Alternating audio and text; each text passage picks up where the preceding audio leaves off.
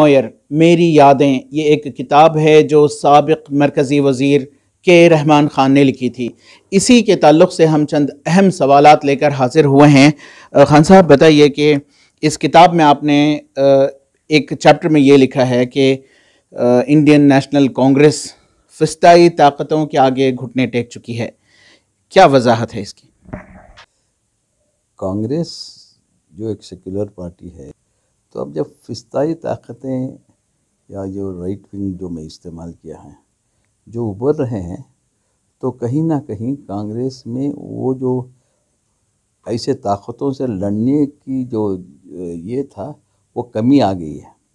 यानी फ़िस्ताई ताकतों के साथ अब कांग्रेस सवाल ये उठता है क्यों कमज़ोर हो गई है ऐसे ताकतों के साथ।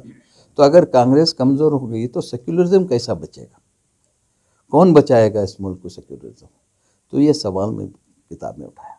सर, कांग्रेस के मुताल्लिक़ आपने ये भी कहा है कि कांग्रेस के दौर इक़्तिदार में मुसलमानों के ताल्लुक़ से आपने ये कहा है कि उनको दस्तूरी हुकूक़ नहीं दिए जा रहे हैं और उनके साथ इम्तियाज़ी सलूक किया जा रहा है आज़ादी के बाद से लेकर। हिंदुस्तान का मुसलमान दूसरे कौमों के बराबर है, तो उसे हुकूक़ हासिल करने का है ना।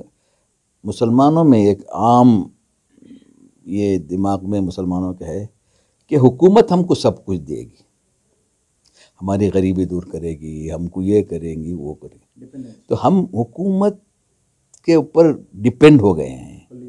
हुकूमत में दुनिया में जो भी हुकूमत है वो आपको फैसिलिटेट करती है।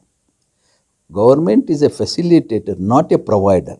तो ये मुसलमानों में पैदा नहीं हुआ। तो कोई भी पॉलिटिकल पार्टी कांग्रेस से तो अब मुतालिबात करते हैं, ऐसे जज्बाती मुतालिबात होते हैं, दीनी मुतालिबात होते हैं, ये डाइवर्स सोसाइटी में हमारे मुतालिबात सही या नहीं हमको जायज़ा लेना चाहिए। और डिस्क्रिमिनेशन हो रहा है, ये तो कांग्रेस को भी मानना पड़ेगा, सबको मानना पड़ेगा कि समाज में डिस्क्रिमिनेशन है। कांग्रेस में भी एक ऐसा सेक्शन है जो ये अफर्मेटिव एक्शन लेने के लिए कांग्रेस को विद इन कांग्रेस रोका जाता है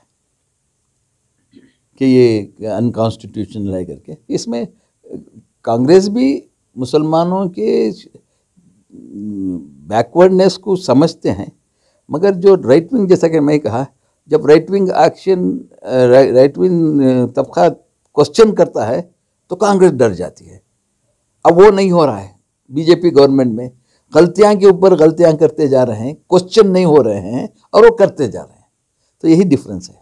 सर, ये एक सवाल ये है कि जब कांग्रेस का इस तरह का रवैया रहेगा मुसलमानों के साथ, तो आने वाले इंतखाबात में अगर हम देखें तो क्या क़ियादत कैसे उभर पाएगी? जब्बार साहब, ये मुसलमान का ख्याल छोड़ दो आप। कांग्रेस और फ़िस्ताई ताकतें, सेक्युलर ताकतें, फ़िस्ताई ताकतें, हम कभी जब सवाल करते हैं तो मुसलमान का सवाल करते हैं, क्या मुसलमान जैसे दूसरों भी है ना? तो आप कौम को हम कहीं ना कहीं ये कांग्रेस को भी हम एक कटकटे में खड़ाते हैं और कांग्रेस भी सही तर्जुमानी ना करके अपने आप को जिम्मेदार ठहराती है। तो मेरा कहना यह है कि फ़िस्ताई ताकतों मुल्क के लिए सही नहीं है, कौम के लिए सही नहीं है, तरक्की के लिए रुकावट है। तुम आज फ़िस्ताई ताकतों को यानी कि राइट विंग फोर्सेस को जो तरीक़े से कांग्रेस ने उसको ख़त्म किया था, कहीं ना कहीं कांग्रेस की कमज़ोरी से ये ताकतें उभर सके, वहाँ कांग्रेस का फाइटिंग स्पिरिट चले गया है। अगर पॉलिटिकल पार्टी किसके वास्ते रहते हैं तो अपने जो अपना एक कमिटमेंट रहता है पार्टी का, सेक्युलरिज्म। अब कांग्रेस का एक ही ये है कि वो सेक्युलरिज्म की आलम बरदार है कांग्रेस आज भी। अगर कांग्रेस के पास सेक्युलरिज्म नहीं रहा तो कुछ भी बाकी नहीं रहा। तो इसलिए उसके वास्ते फाइट करना है कांग्रेस। इन हालात में आप कांग्रेस को क्या कहेंगे कि वो अपने आप को कैसे रिवाइव करे कि सेक्युलरिज्म जो दस्तूर के इक़दार हैं उन पर अमल दरामद करने के लिए? देखिए भाई, कांग्रेस सिर्फ मुसलमानों की बात मत करो, कांग्रेस मुल्क के लिए ज़रूरत है। कांग्रेस कमज़ोर होना नहीं चाहिए। हिंदुस्तान के अवाम के पास एक अल्टरनेटिव होना चाहिए। आज भी वो अल्टरनेटिव कांग्रेस ही है, दूसरी हो नहीं सकती। एसडीपीआई हो सकती नहीं, डीएमके हो नहीं सकती। कोई पार्टी हिंदुस्तान में अगर कल लोग चाहें तो एक इख्तिदार से हटाना, तो कांग्रेस ही है आज भी। आज कांग्रेस के 40-50 मेंबर रहे तो भी वही एक अल्टरनेटिव, इसमें दो राय नहीं। तो आज कांग्रेस के ऊपर, कांग्रेस और कांग्रेसियों, कांग्रेस के पार्टी के ऊपर ये जिम्मेदारी है, वो जिम्मेदारी हासिल करे। तो कांग्रेस से हम चाहते हैं कि कांग्रेस के जो भी अब जिम्मेदार हैं उनको इसको मजबूत करना चाहिए, ऐसे ताकतों से लड़ना चाहिए।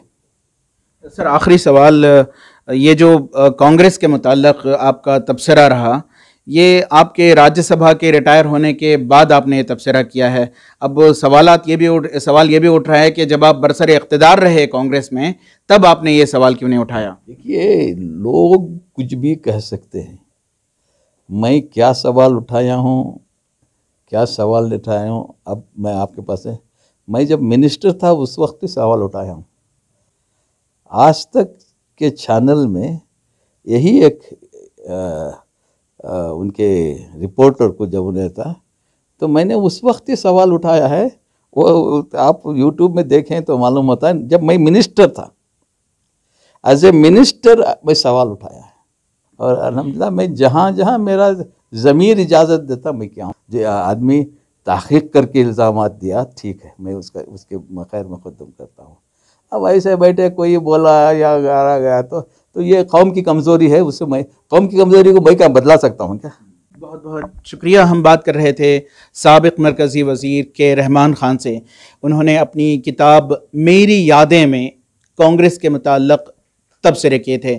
उसके मुताल्लिक़ उनका कहना है कि वो ऐवान के बाहर ही नहीं, ऐवान में भी जब रहे उन्होंने सवाल उठाए हैं।